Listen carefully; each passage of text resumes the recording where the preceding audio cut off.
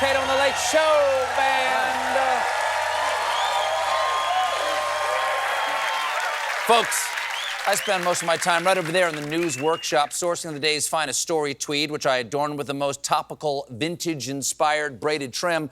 Then I fill it with 90% white goose down cluster to create for you the modern yet timeless Montclair light beige acrobat down coat that is my monologue. But sometimes, just sometimes, folks, I strap on the shredded awning I ripped off an abandoned Winnebago using some old bootlaces I stole from a sleeping hobo, then shriek at the night wearing the tattered banshee rag of news that is my segment.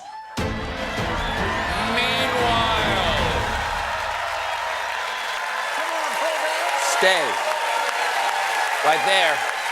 That's soothing, soothes the soul, my friend. Meanwhile, our national trust in chicken institutions has taken yet another major hit because Chick-fil-A is ditching its no antibiotics ever promise. What? You can't just make fast food promises and then break them? What's next? Arby's announcing, we seem to have lost the meats. According to their announcement, it's just a tiny change from no antibiotics ever to no antibiotics important to humans. No offense, Chick-fil-A, but I don't trust a restaurant deciding which antibiotics are important to me. You'd never hear a doctor say, well, you have a pretty serious infection, but I'd like to get a second opinion from Kyle, the assistant manager at Red Lobster. Kyle says you have unlimited shrimp. Chick-fil-A says they're being forced to loosen their standards because of a diminishing chicken supply. It makes sense. Any economist will tell you that's just the law of supply and delicious. As deliciousness increases, supply goes down into my belly.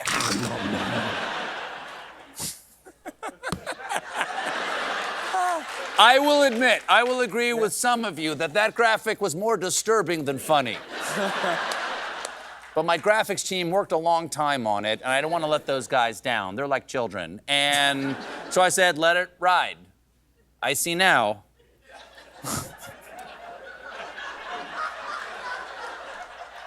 That decision was misguided. I apologize. Meanwhile, in sport, the NFL has approved a new hybrid kickoff for next season. See, under the new rule, the kicker will line up on his 35-yard line with the other 10 players on the kicking team at the receiving team's 40, where the point guard has 30 seconds to throw the puck and yell, "Uno." And I'm just making this up because I do not care. Meanwhile, in order to counter the issue of accumulating waste, Mount Everest climbers will now have to take their poop away with them. So let me just take Everest off the bucket list because I do not want to carry a full bucket off of Everest. Meanwhile, in owl news, it turns out that Flacco, the Central Park owl who captivated New York after escaping the zoo and roaming the city for months, had pigeon herpes and 4 kinds of rat poison in the system when he tragically died. Well, at least we can take comfort knowing that he died doing what he loved. Eating poison and banging gutter doves. Meanwhile, gotta hold that together, you know? Gotta hold the emotions in. Meanwhile, if you like to eat healthy, too bad, because Krispy Kreme donuts are coming to McDonald's locations nationwide by the end of 2026. Because who among us hasn't polished off a double quarter pounder with cheese and then thought, now how do I reward myself? That looks good, though, I gotta say. That looks pretty good. Crispy K's will hit Mickey D's using a phased rollout, which is appropriate because after burgers and Krispy Kremes, a phased rollout is the only way you're leaving that restaurant. Yeah. Meanwhile, according to a researcher, our homes are too clean and should be seeded with germs because modern cleaning products are so effective they leave children bereft of exposure to bacteria and other germs that are important to the development of a healthy immune system, setting up countless husbands with a great excuse. Honey, I would love to wipe down the counter after I cut raw chicken and wash my hands after I go to the bathroom, but I'm doing this for Tyler.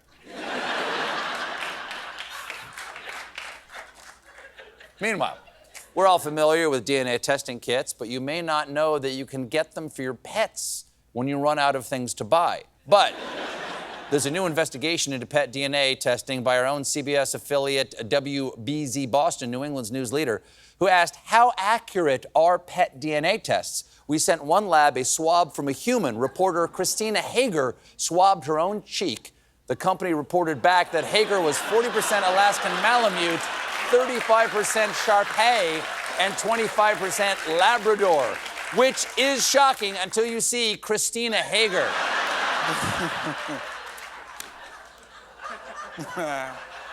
Hi, Christina. Meanwhile, everyone is okay, but a man's appetite for soft bacon led to brain parasites after eating bacon gave him a parasitic pork tapeworm that took up residence in his brain. Worth it. We'll be right back with Liam Neeson.